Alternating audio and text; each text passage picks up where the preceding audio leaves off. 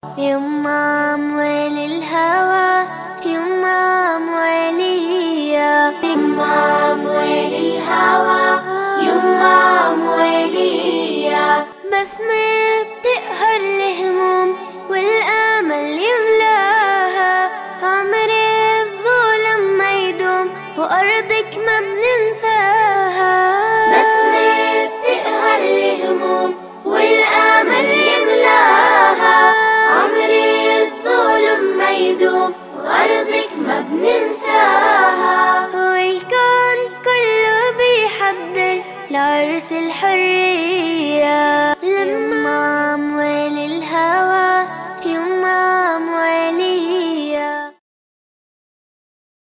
أعوذ بالله من الشيطان الرجيم بسم الله الرحمن الرحيم الحمد لله رب العالمين. Ambe masara manifoka barkada lemme sonani ka piduan irana angana ansigi anga jemukan keneka jemukan mini abenyana maya telenyeta jabarani so sanfɛ dogokun ni wati kelen ka masara manifoka barkada lemme be shu irana wati be ka kile irana ambe ale foka barkada o togo kelen na ka foli ka lase lajelikɛlaw kelen na bɛɛ lajɛlen Mali kono farafina bangun ka taa se diɲɛ fan tɔw bɛɛ lajɛlen ma an bɛ teleɲɛta filɛbaw bɛɛ lajɛlen fo i n'a fɔ anw yɛrɛ ka jamana a tariki ni a dɔfɔ ka taa se diinɛ min yɛrɛ bɛ anw ka jamana kɔnɔ ni o bɛ maliden yɛrɛ fanba bɛɛ lajɛlen kofɔ n'o ye silamɛya diinɛ ye ale bɛ hakɛla fasa kɛrɛnkɛrɛnnenya la an balakaw ka hakɛ diinɛ min bɛ o la fasa kosɛbɛ walima diinɛ min bɛ wulikajɔ kɛ ka u mangutu kosɛbɛ o ye silamɛya diinɛ ye nka ni anw ka jamana ta k'a lajɛ ni waati laban ninnu na nanzaraw ka taa se jɛkulu caman ma minnu bɛ na anw ka jamana kɔnɔ ka fɔ u nan bɛ ka se ka na adamadenya yɛrɛ hakɛw yirana ka se ka na musow lafasacogo yirana ka se ka na npogotigininw lafasacogo yirana o kɛra ni waati laban ninnu na anw ka jamana kɔnɔna na olu bɛ sɔrɔ jɛkulu caman fɛ an b'a fɔ minnu ma ko ONG ni a masalaw ta k'a lajɛ walima a kumasenw caman ta k'a lajɛ u bɛ nansarakan na nansarakan ninnu janfaw tɛ ka ɲɛsin anw ka jamana ma wa kɔrɔfɔw tɛ min ni a bɛ fɔ min ma nansarakan na pièges n'o ye ka fereke dɔ don a la ka ɲɛsin jamana kɔnɔdenw ma wa ninnu bɛɛ lajɛlen na kɛ jaabi ye an bɛna min sɔrɔ bi jɛmukan kɔnɔna na an ye wele bila an balimakɛ ma ni o ye Mamadou DIARRA ye Mamadou DIARRA ale ye ɲininikɛlaba ye an ye a wele ka na bi min b'a to an n'a yɛrɛ bɛ se ka na kuma cogo min na Mamadou DIARRA salamu alaikum. Wa alaikum salam wa rahmatullahi. Somɔgɔw bɛ di? Bɛɛ ka kɛnɛ alhamdulilayi. Baasi t'i la? Alhamdulilayi. Ayiwa yɔrɔ e fa kɔni ye ne ye sa o. Ayi Janbeli a y'an ka fɛn dilanenw ye. E ma sɔn o ma wa? A y'an ka jɔnw ye. Jarakɛ ayiwa komi i ye n wele sa n bɛ sɔn i ta ma bi. Ayiwa baasi tɛ. Ni ne fana taara e fɛ yen don min na e fana bɛ sɔn ne ta ma. An bɛ hakili jagabɔ k'o kan. Ayiwa an bɛna kɛ ten ayiwa i bɛ foli kɛ nin waati in na ka ɲɛsin teleɲɛta filɛbaw bɛɛ lajɛlen. N bɛ jama silamɛ bɛɛ lajɛlen fo n bɛ teleɲɛta filɛlikɛla n'a lamɛnnikɛla n bɛ bɛɛ lajɛlen fo voilà. Tabarikala an bɛ i yɛrɛ fo k'i waleɲuman dɔn e min sɔnna k'an ka wele jaabi min b'a to an ka se ka na masala nin n'a ɲɔgɔnna kisaw kan. Ayiwa Jarakɛ an bɛ an mɛn nansarakan na genre ka mɛn violence ka tila ka nin kumasen ninnu nansarakaw don u bɔra fan jumɛn genre ye mun ye violence ye mun ye ninnu bɔra fan jumɛn dɛ walawalali kɛ an y'an bilasira. D'accord Ɲamele ni n bɛ segin ka silamɛ jamaw fo. Vous savez Ɲamele an bɛ tile min na sisan nɔ f'an ka tiɲɛ fɔ silamɛ jamaw ye. A ka kan sisan tiɲɛ ka f'u ɲɛna parce que u mɛnna nkalon na. N'i ye silamɛ jama nin ye tan nɔ ko Mali kɔnɔ n'i ye population ta ko a camanba ko ye silamɛw de ye. Ko silamɛya fana ka laɲini ye minnu ye fɛnɛ du taabolo la jamana jɔcogo la k'a fɔ ko i t'o si ye donc an kan ka ɲininkali kɛ mais mun de bɛ yen bɛɛ ko k'u ye silamɛ ye mais tiɲɛni de bɛ bonya na san o san kuma bɛɛ tiɲɛni de bɛ bonya na mɔgɔ si t'a la k'a fɔ ko alhamdulilayi donc sisan nɔ o kɔnɔna la ne ye n sigi n ye jateminɛ kɛ ne ko mais bɛɛ b'a la ko jamana ko tiɲɛni bɛ jamana kɔnɔ tiɲɛni bɛ donna jamana kɔnɔ mais tiɲɛni nin mun de bɛ na n'a ye bon o ɲininkali na ma jaabi sɔrɔ a la donc n fana ye n sigi sisan n ye jateminɛ kɛ n ye tiɲɛni dɔ ta sisan ko tiɲɛni ko nin bɛ Mali la n'i y'a ta i b'a filɛ ka taa i bɛ taa ye k'a fɔ ko dɔw de don i bɛ tila ka tiɲɛni dɔ fana ta tuguni i bɛ tila k'a filɛ ka jigin tuguni i bɛ taa sɔrɔ tuguni ko dɔw de don i bɛ tila ka tiɲɛni dɔ fana jateminɛ tuguni k'o ta k'o fana filɛ ka jigin i bɛ taa sɔrɔ ko dɔw don bon ne ka nin jateminɛ nin na n y'a ye k'a fɔ n'i y'a kelen kelen fɛn fɛn ta k'a filɛ ka jigin i bɛ taa bɛn n'a ye k'a fɔ ko a jaja bɛɛ ye mɔgɔ kelenw de ye mɔgɔ suguya kelenw de don donc sisan nɔ o tiɲɛni nin a papier n'a document n'a fɛn fɛn de bɛ yen nɔ n'a b'a la ka don ba la n'i y'a filɛ ka ɲɛ i bɛ taa sɔrɔ a dossier bɛɛ bɛ kafo musow de bolo voilà a maliyɛnw t'a kalama mais i b'a ye a papier bɛɛ b'olu de bolo bon e mun ma kalan e tɛ se k'a dɔn papier ye mun ye o e tɛ bɔ a kalama nin papier nin bɛ mun kɛ o mais n'i ko k'i y'a papier filɛ a papier bɛ jɔn bolo a bɛɛ bɛ kafo musow de bolo donc sisan nɔ ɲininkali kan ka kɛ sisan k'a fɔ mɔgɔw ɲɛna fɛnɛ ko définition bɛ définition na an kan ka se ka a d'u ma u k'a faamuya n'i ye kafo définition ta ko coordination des associations des femmes et ONG donc an ka a ɲɛfɔ bamanankan na C coordination o bɛ jate b'a fɔ ko mun jɛkulu A mun bɛ tugu a kɔ o ye association ye F mun bɛ tugu a kɔ o ye femme ye donc sisan nɔ jɛkulu association des femmes mais kafo laban laban fɛn dɔ de bɛ yen nɔ u b'a fɔ ma ko O de bɛ laban na bon o nin ye ONG de ye donc sisan nɔ o ONG ninnu ye jumɛn ye o ye ONG ye minnu tɛ silamɛya fɛ minnu tɛ du taabolo ɲuman fɛ minnu bɛ fɛ bange ka jɔ o ONG ninnu fɛn fɛn de bɛ yen nɔ olu bɛɛ de faralen don ɲɔgɔn kan olu de ye ONU ye donc sisan nɔ kafo nin coordination jɛkulu association musow ani o ONG minnu tɛ silamɛya fɛ minnu tɛ an ka du taabolo ɲuman fɛ minnu tɛ bange fɛ bange lajɔli donc o de ye nin ye donc o définition o kan ka di mɔgɔw ma donc ni filanan fana ye min ye tuguni parce que fɛn dɔ don maliyɛnw bɛ yan nɔ il faut k'a walawala u ɲɛna u k'a faamuya mun don a bɛ se ka kɛ a bɛ fɔ tubabukan na mais u t'a dɔn mun don donc sisan nɔ ni i nana ni o ye sisan nɔ o ye an bɛ tulo la filanan fana ye min ye sisan nɔ an bɛ na ni définition dɔ ye n'u b'a fɔ ma ko ministère de promotion de la femme de l'enfant et de la famille voilà donc o fango fana expliquer mɔgɔw ye donc ministère ni o ka laɲini ye min ye o ka laɲini ye de sisan nɔ ko fɔlɔfɔlɔ an degelen don jate an bɛ kow filɛ cogo min na fɔlɔfɔlɔ an b'a filɛ ko muso ye nin ye denmisɛnnin ye nin ye du ye nin ye donc ko o an b'a filɛ cogo min na k'o tɛ an b'a ye cogo min na o tɛ parce que n'i ye an ɲininka an b'a fɔ ko n'i ye muso ye jumɛn ye muso ye adamaden min ye ni musoya taamasiyɛn bɛɛ b'a la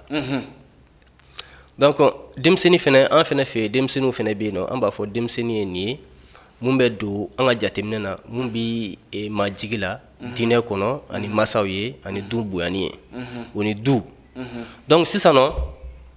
mun de nana kɛ tubabu nalen an fɛ yen n ɲinɛna o kɔ mɛ n b'o fɔ ka da han donc u nalen u bɛ taa se fɔlɔ muso dɔw ma n'u ye muso dɔ ye u b'o ɲininka u b'a fɔ a ɲɛna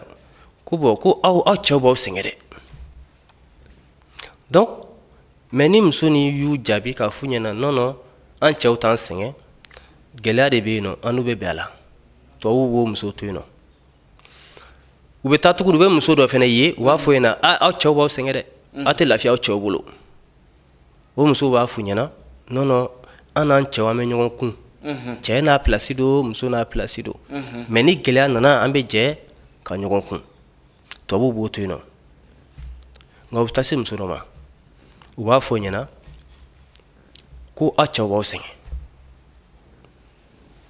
donc o muso ninnu b'u kanto ma tiɲɛ don dɛ an cɛ ninnu filɛ an tɛ lafiya an tɛ foyi sɔrɔ u bolo u bɛ diɲɛ sɛgɛn bɛɛ da an kan donc tubabukɛ b'a fɔ payi ale mago bɛ muso minnu na o de ye nin ye donc a bɛ taa tubabu la a bɛ taa fɔ tubabu ɲɛna ni maa o fɛn fɛn de bɛ fɛ ka na diinɛ halaki nin jamana kɔnɔ ka na ninnu ka du tiɲɛ a y'a papiye bɛɛ dilan a k'a di nin muso ninnu ma donc sisan nɔ u bɛ na ni o papiyew ye ka se o muso ninnu ma k'a f'u ɲɛna nin papiye filɛ nin a y'a minɛ a y'a ka du ni silamɛya halaki n'u ɲininka k'u mago bɛ joli la n'u ye da fɔ tɔw b'a fɔ k'u bɛ dɔ fara a kan tuguni u bɛ musaka wɛrɛ fara a kan awɔ a ye diinɛ ni du halaki de ma donc o muso minnu b'a fɔ de ko an tɛ diinɛ fɛ an tɛ du taabolo fɛ f'an k'a yɛlɛma o muso de ye kafo muso ye parce que olu ka laɲini ye min ye ko diinɛ b'olu bali ko la du jɔlen don cogo min na ni cɛ ye dutigi ye u t'o fɛ fo du an bɛ du min na fo du de ka yɛlɛma donc o muso ninnu de olu de ye kafo ye donc sisan nɔ ministère promotion de la femme a sigila mun kama ko bon maintenant na an b'a fɔ ko muso e m'a mɛn ko ministre so mun dalen b'o kan promotion ye ko ka a don ba la n'est-ce pas ministre so mun bɛ ko don ba la musow mais o ye muso jɔn ye sisan nɔ an b'a fɔ ko musow tɛ dɛ u bɛ na n'u k'a ma ko muso bɛɛ bɛ wuli k'u jɔ mais i bɛna ye k'a fɔ ko muso bɛ yen muso bɛ yen dɛ musow tɛ kelen an fɛ yen nɔ muso ye jɔn ye muso ye adamaden min ye ni musoya taamasiyɛn bɛɛ b'a la mais ni maa ninnu bolo ni tubabuw bolo olu ko nɔnɔ an b'o jateminɛ min o tun ye nalomaya de o tun ye fɔlɔfɔlɔ de o dépasselen don sisan nɔ fo ka na an kalan sisan nɔ muso ye mun ye ka na an kalan o la an ta nin kɔni o kan ka bila pepepewu de donc sisan nɔ ko ka na an kalan la ko muso tɛ bilen n'i ye mɔgɔ min ye ko musoya taamasiyɛn b'a la dɛ ko cɛ n'a b'a kunna k'a fɔ k'ale ye muso ye ko o minɛ i b'a fɔ komi muso donc ministre so jɔlen do de kama k'a fɔ k'u ka ba don o la sisan n'a bɛ cɛ mun kɔnɔ a kunna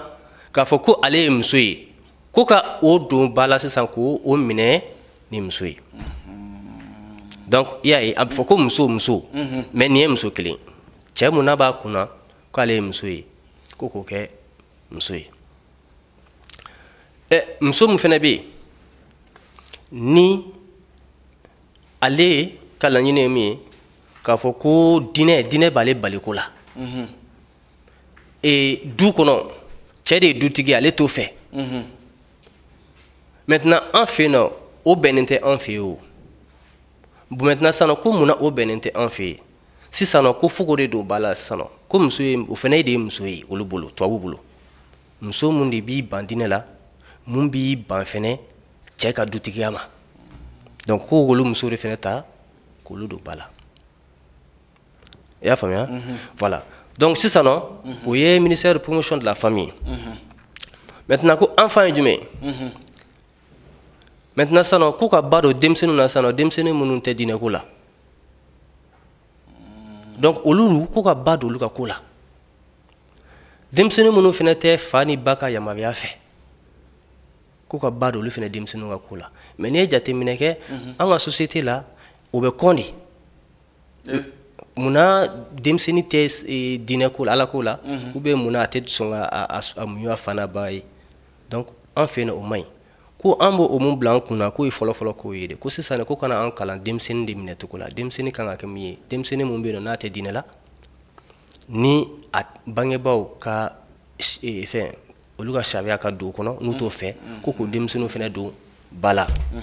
muso ma fɔ ka denmisɛnnin fɔ maintenant sisan ko ministère de la promotion de la femme de l'enfant et de la famille maintenant sisan du ye min ye ko ka du jumɛn don ba la sisan an degelen don du mun na o de ye k'a fɔ ko du ye cɛ muso ni den n'est-ce pas donc sisan ko kana fɔ an ɲɛna ko o mun filɛ nin o ye fɔlɔ-fɔlɔ du ye o kɔni o kan ka bila pewu de an bɛ jate b'a fɔ ko mun fɔlɔ-fɔlɔ mɔgɔ minnu bɛ nin ko kan o dépasselen don donc sisan ko fo ka na an kalan du dɔ de la sisan o du ye min ye cɛ fila ka di ɲɔgɔn ma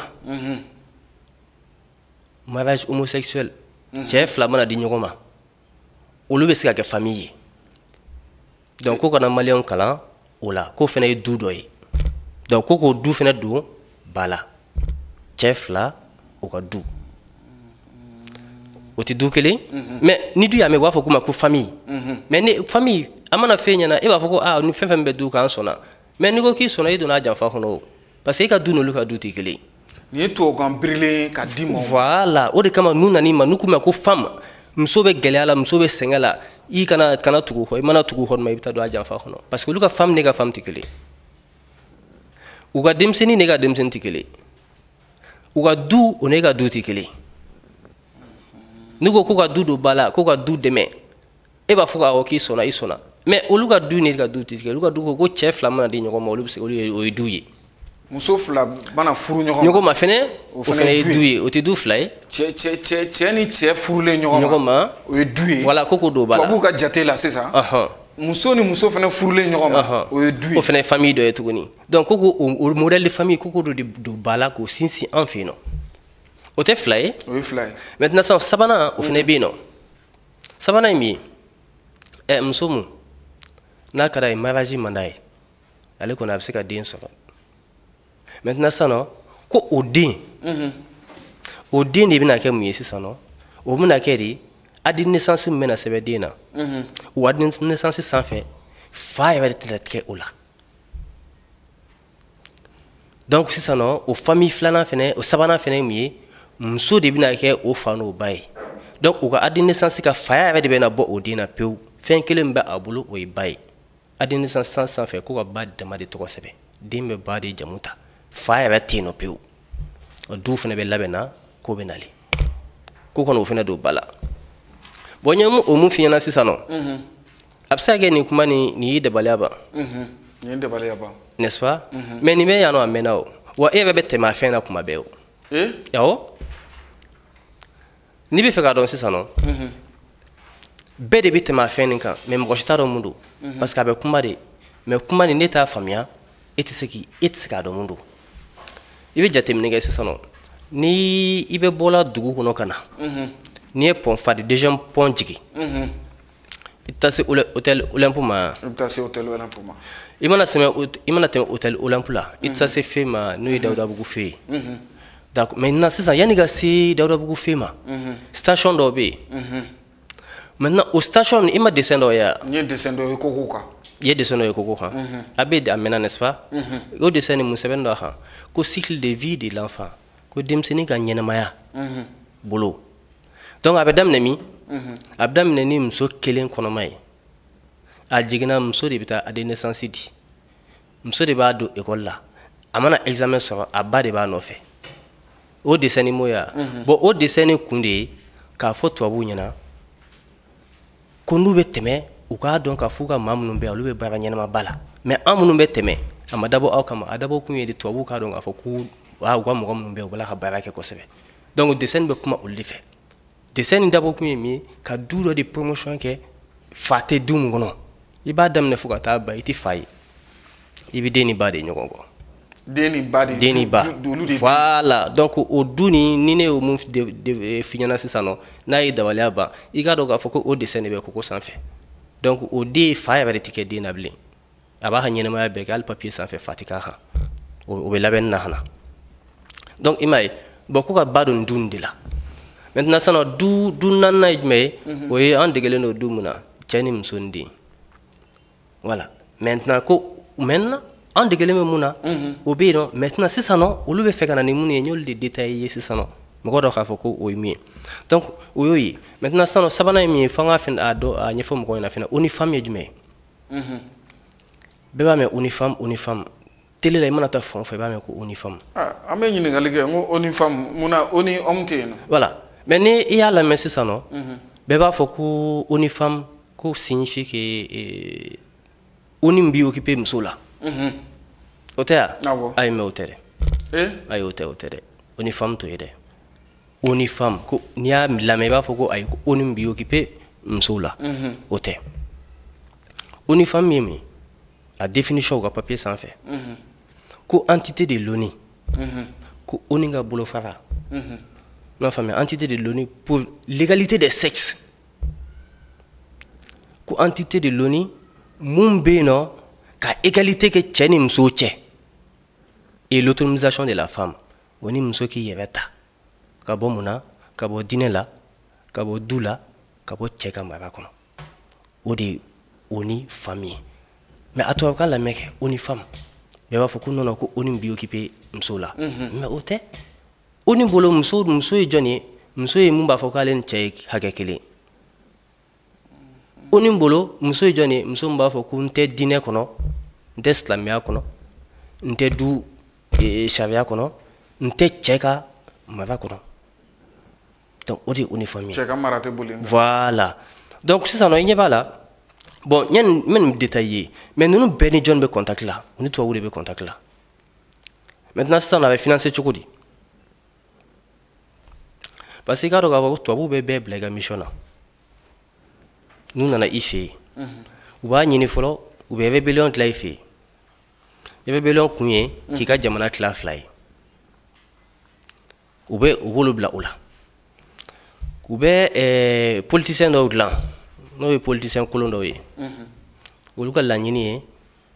ka état ci donc rébellion o bɛ jamana tila fila ye politicien jugu dɔw bɛ yen nɔ olu bɛ état ci maintenant sisan nɔ ka fɔ musow ale ni gɔvjiganu olu bɛ fara ɲɔgɔn kan k'u bolo di ɲɔgɔn ma ka diinɛ kɛlɛ o ni k'an ka du taabolo ɲumanw kɛlɛ i m'a ye u bɛɛ bilalen bɛ ka baara la donc tubabu u bɛɛ ni tubabu de bɛ jɛ la papier o papier b'u bolo i ma deli k'a mɛn k'a fɔ ko maliyɛn si y'a dilan mais don o don maliyɛnw de bɛ sigi k'u bɛ ɲɔgɔn k'a ye na n ka aw kalan na a ye na n ka kalan na a papier bɛ bɔ yen fɛ financement baw de b'a la mais a kun ye kɛlɛ foyi tɛ mali la yan nɔ ni silamɛya kɛlɛli tɛ a n'an ka du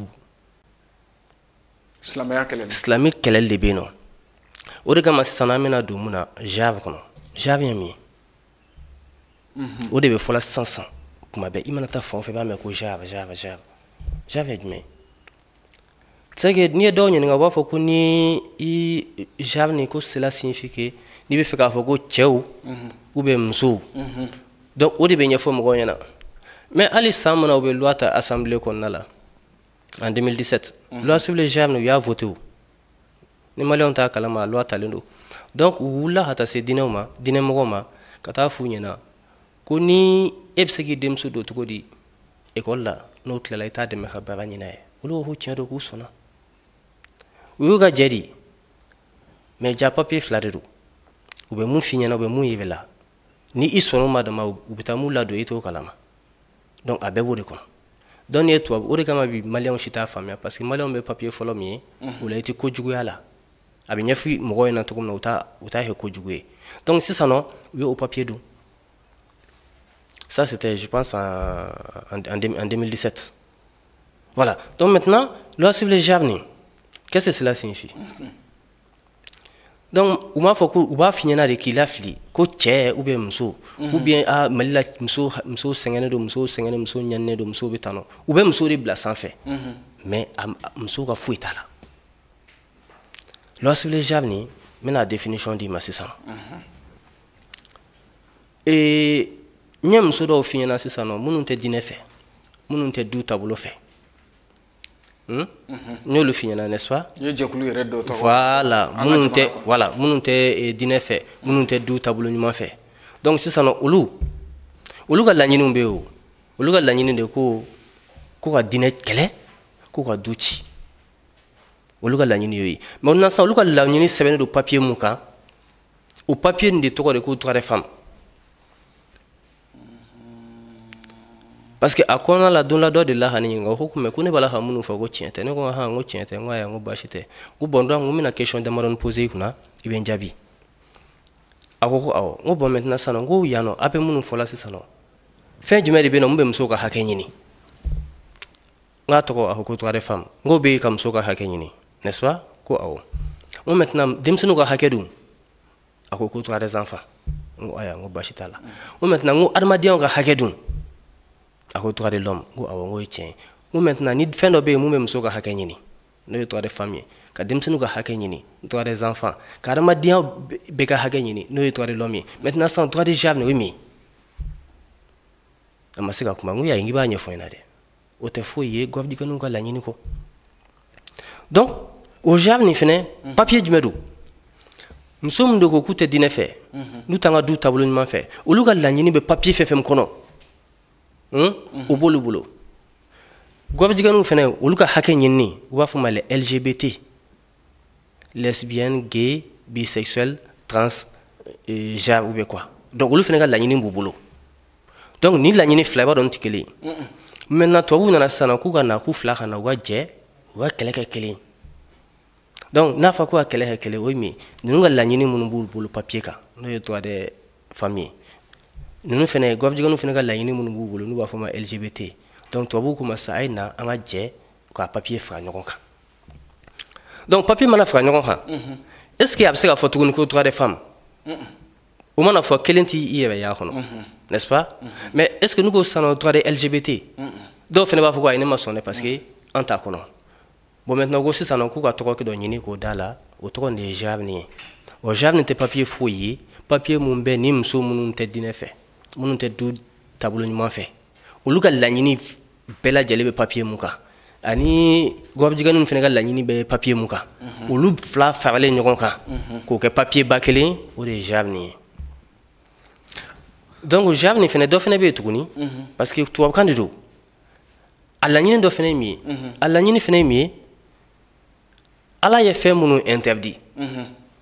parce que olu ninnu fila tɛ se k'u sago sɔrɔ ni silamɛya jɔlen b'a sen kan ka ɲɛ donc fo ka silamɛya de bɔ yen ka du ci ka bɔ yen nɔ donc sisan nɔ a laɲini fɛnɛ ye min ye silamɛya ko ala ko ko mun man ɲi mun de bɛ se ka na o daga sisan ala ko mun man ɲi o de ka di olu ye donc ko fo ka fɛn dɔ de ɲini sisan k'o daga o dagali fɛnɛ laɲini ni jumɛn ye o fɛnɛ bɛ taa papier nin de kɔnɔ donc ko papier ninnu ka tɛmɛ o de bɛ se ka kɛ ala ko ko mun man ɲi k'o bɛ autoriser maintenant ça ala ko ko ka mun autoriser sisan genre fɛnɛ bɛ na ni a ye ka o bali donc o fɛnɛ laɲini bɛ a kɔnɔna la n bɛ segin a kan tuguni laɲini min b'a kɔnɔna la o ye min ye ni ala ko ko fɛn mun man ɲi ko k'o kɔn papier nin bɛ na ko o daga maintenant ça ala ko ka mun kɛ fɛnɛ papier nin bɛ na ko o de interdit nka Mamadou Diarra e ye ɲininiba kɛ nin kisa ninnu kan fɛn min ye violence basée sur le genre ni nanzarakan in bɛ fɔ anw ka jamana kɔnɔ document b'a la formation bɛ kɛ fan bɛɛ fɛ nafolo kasabi caman bɛ bɔ ka don a da fɛ san kɔnɔ nka a lahalaya kɛrɛnkɛrɛnnen walima an b'a fɔ min ma nanzarakan yɛrɛ la où en sommes-nous aujourd'hui avec la situation a ko bɛ cogoya jumɛn na bi anw ka jamana kɔnɔna na diinɛ ɲɛmaaw ka taa se politiki ɲɛmaaw ma jamana yɛrɛ marabaw u bɛ nin lahalaya in kalama wa walima n'u t'a kalama walima a ko bɛ cogo di dɛ nka ni ala sɔnna ma baro tako filanan na ni o bɛ to sanga tan bɔɲɔgɔnko ye an bɛ segin ka na i ka walawalali ko kɔnɔna na ni ala ka jɛ ye.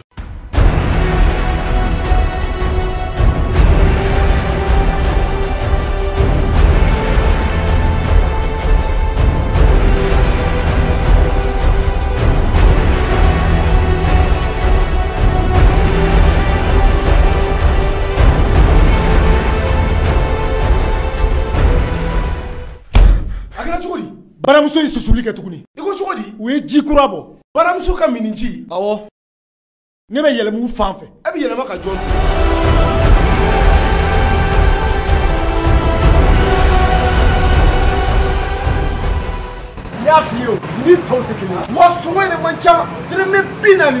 Farikolo kɛnɛya n'a laɲɛnamayali tɛ taa min kɔ fiyewu o ye ji de ye nka ji ɲuman de ko don dɛ baramuso ye o minéral bɔ o minéraliw bɛɛ la ɲuman ka tila k'o d'aw ma sɔngɔw bɛɛ la nɔgɔman na 40 bidɔn o ni 25 ta ala ni baramuso sababu o minéral kɛra an bɛɛ ka minfɛn ye baramuso i ka ko foli ani tanni k'o lase aw kelenkelenna bɛɛ lajɛlen ma nin waati in na aw minnu bɛ ka tele ɲɛta filɛ sɛgɛnlafiɲɛbɔ o bɛ kɔmasuru kanja ka cakɛ bondaso fo an ka jamana kɔnɔ n'an b'a fɔ a ma société Aminata Konate olu mun kelen don ka ni émission yɛrɛ sponsoriser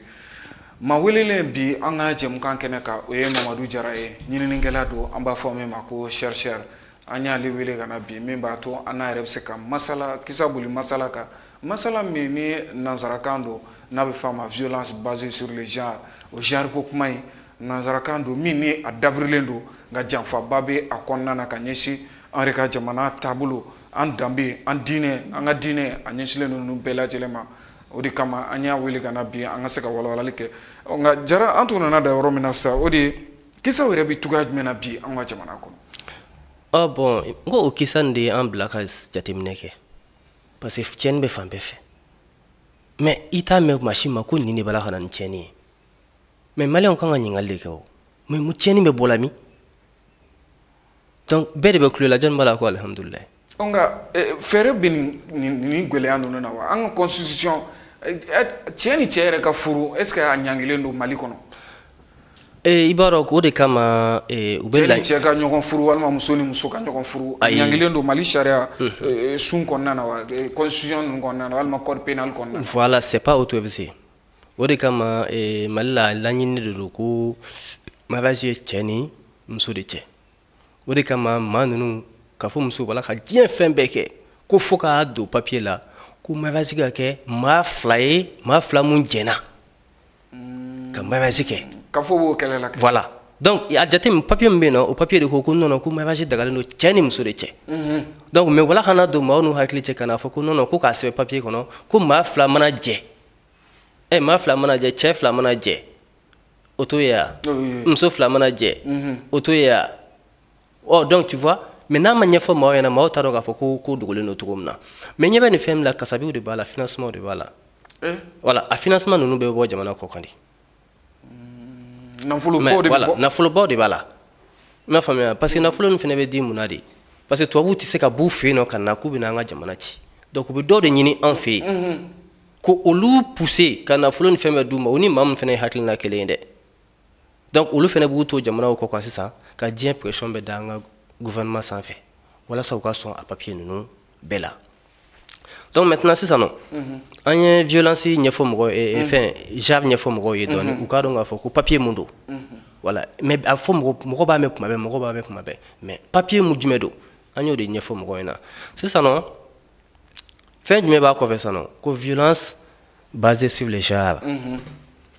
mais minnu bɛ nin kuma fɔ cɛw u b'a fɔ de ko non ko cɛw bɛ muso bugɔ muso ɲaninen don muso gɛlɛya b'u la fɛn bɛɛ b'u la muso de tɔgɔ bɛ fɔla fan bɛɛ fɛ ka musow ta k'o yanga parce que mun na parce que an ka jamana kɔnɔ bonya bɛ musow kan donc u bɛ don o de jukɔrɔ sisan ka musow yanga sanfɛ mais mun b'a duguma o n'o tɛ kelen o n'o cɛ ka jan mais a mana fɔ muso ma walima bɛɛ hakili k'a fɔ ko a bɛɛ kan ka muso dɛmɛ u b'o de fɔ mais papier sɛbɛn b'u bolo o t'o ye o donc qu'est-ce qui se passe violence basée sur les genres o ye min ye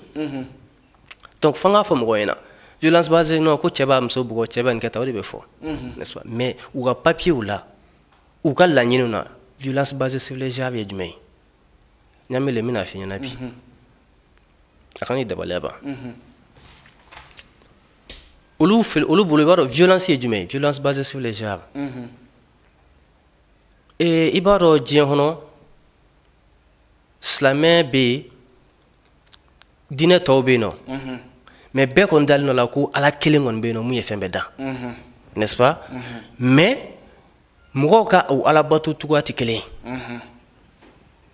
donc sisan nɔ violence basée sur les genres ye jumɛn ye u nana ni jumɛn ye k'a fɔ muso ministère de promotion de la femme ani tubabu u n'u jɛɲɔgɔn ani gɔvjigani ninnu u ka laɲini de ko kana fɔ sisan ko violence basée sur les genres ko silamɛw ka ala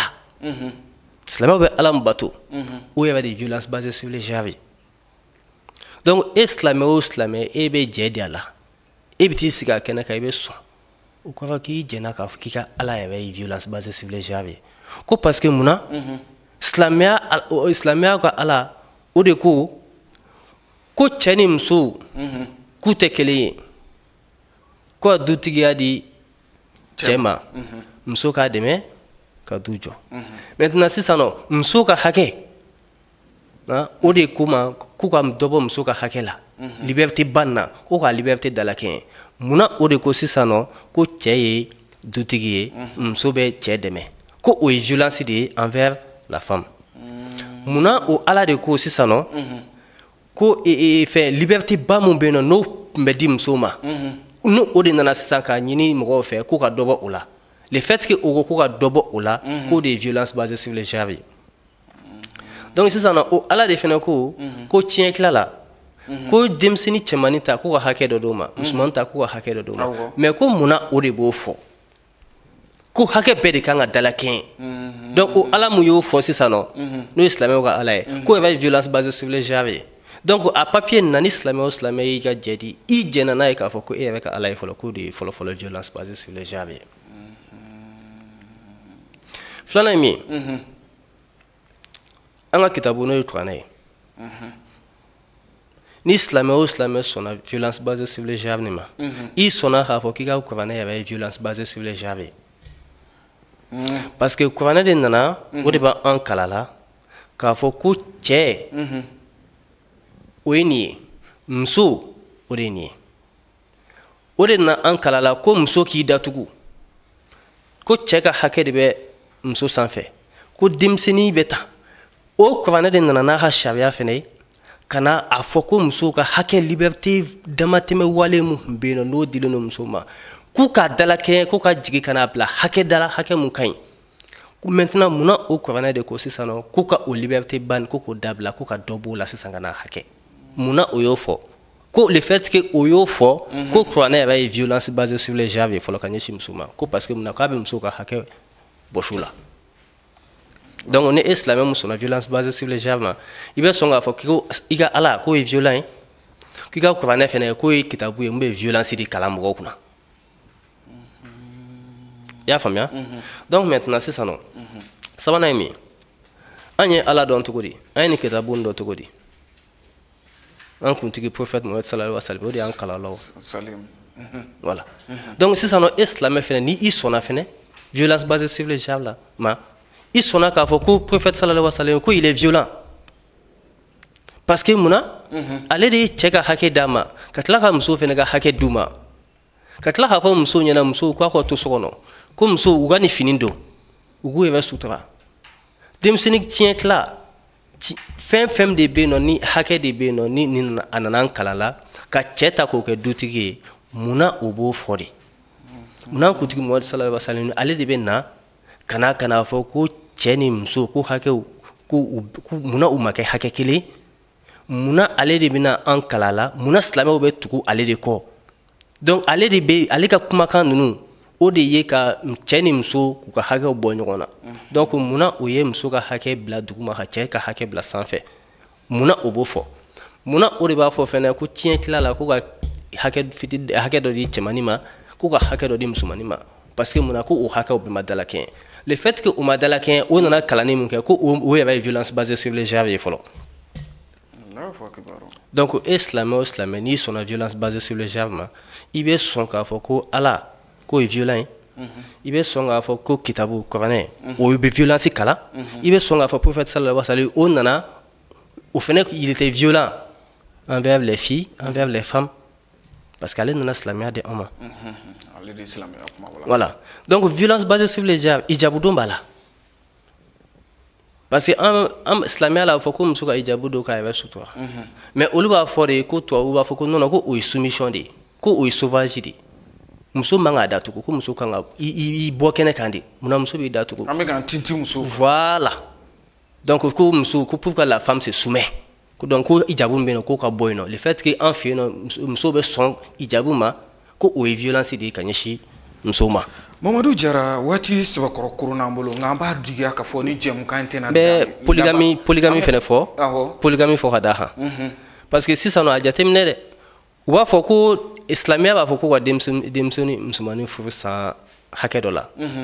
olugo nono ko o mangake ko violence basée sur les jardins ko fo kata demsoni musumani c'est 18 ans mais aja temne ndella ha do nyinga ko abo ban musumani nga mariage ke jona akoko mariage ke 18 ans n'est-ce pas ko rikagne mais ne be awni nga san musumani be sika jana adam ne sanjume akoko ko na papier kala ko fa ha 18 ans so o maintenant sano jana do abse ko dam ne ko majme atigi ma sika ne jabi ngi ben jabi kanyede maintenant sano polygamie mi muna islamia ba fo ko ka papier ke muso fla kata muso nanina ko le fait que islamia bo fo ko islamia est violentier envers les femmes ne ndolan de la hatigi fina nyinga ngama ka papier ke muso nanna fla nanna ama soma bashibula mais aka jatimnena jabi seka muso ta joli fo joli dabala datala mais seulement papier kana kala na ka die muso kemeta na ka die muso ka tugu check meko ay ñogon tatu may ñogon blati papier kana kala ubo fe ka teme ka fo ke ka nanita ka papier kola donc ma antala ho famia bo aka chandoni quoi aka chandoni voilà onga misika dakurunya fla doro ferebe ni janfan nunu ni kuma firikele nansara kana onka jamana ma abeka yakubaya doni abeka anga jamana mina abeka islame jamana mina doni ferebe na wajara dakurunya fla yoni anga sigwere cheni ala sunama voilà donc yano chefene mena a finyana folo et nunu ni ONG dobe no baba he nyoko fait parce que nyo de finyana malien on flene ko chama mena uta kalama ode ko gelema bay parce que mona malien cheni anyena atara ko cheni be amina de ka funyana sana ko cheni be famuna atemena hake mu kama sigeni mu bay voilà donc si ça no ONG de madon be no uni ka fo muso ni ministère de la promotion de la femme uni femme no ube je ka barake banga jamana kono ya no donc ube cheni dola ango nya fo mo koina ONG nunu edme ONG follow otoko ko Mavi Stops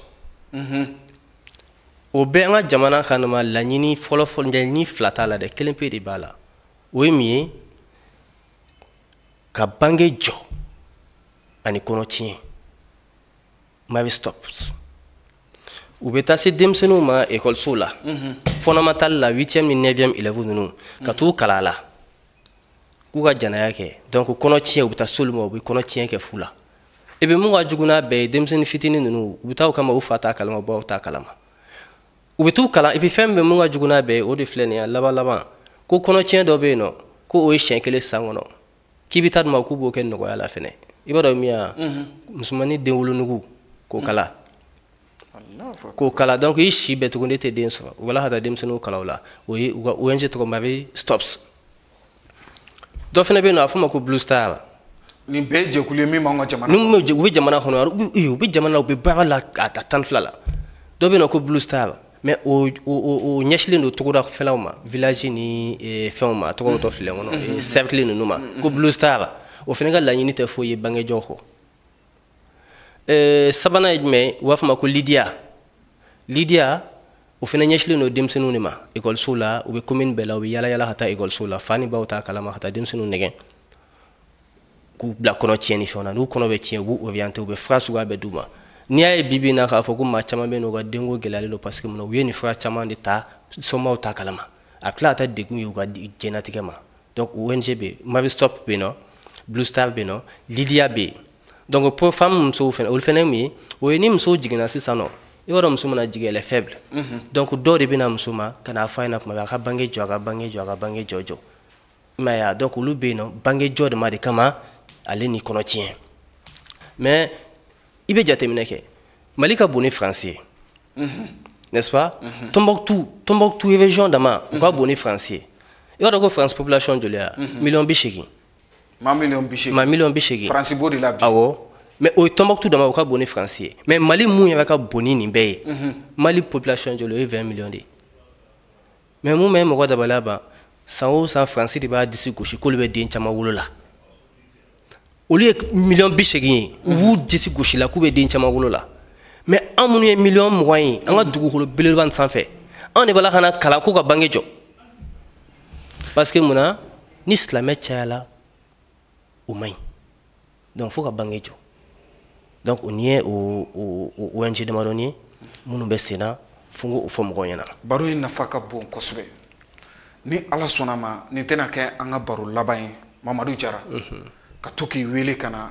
ani kase kana sigi ka masala ken kisaka janfa munu talendo ka nyeshi an yɛrɛ dambew ma janfa munu talendo ka nyeshi anga dine ma no alislamaya dine ni ala sonama ka gino waranga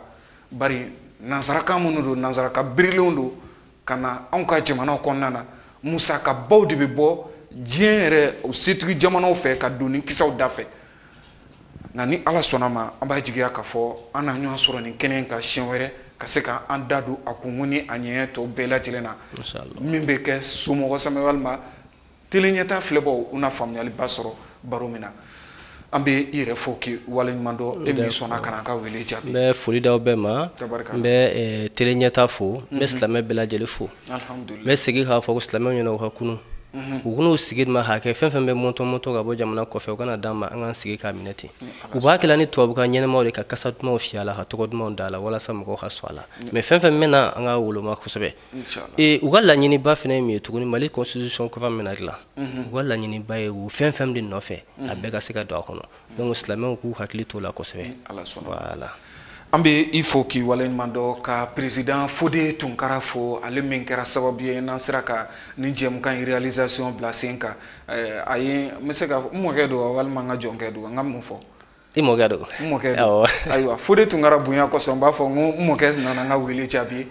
baro sigi an bɛ se ka fɔ faamuyali ba sɔrɔ a la ni ala sɔnna ma an b'a ɲini ala fɛ ala k'an ka jamana basigi ni ka a kolo suma ala ka dɔgɔkun wɛrɛ jɛmukan yira na ni o ye faso jɔ kɛnɛ il faut que wale ɲuman dɔ merci beaucoup assalamu alaikum alaikum salam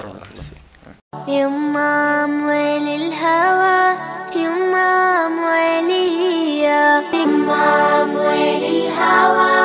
يمام وليا بسمة تقهر الهموم والامل يملاها عمر الظلم ما يدوم وارضك ما بننساها بسمة تقهر الهموم والامل يملاها عمر الظلم ما يدوم وارضك ما بننساها والكون كله بيحضر لعرس الحرية